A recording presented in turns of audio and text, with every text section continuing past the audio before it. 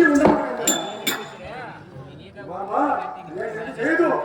ఏ విధమునైనా ఆ పాండవ వైభవము మనకెక్కువ ఖండితంగా ఇచ్చే అవమానము చెంది ఈ భూమండలమును కలిసిపోయిన సోమ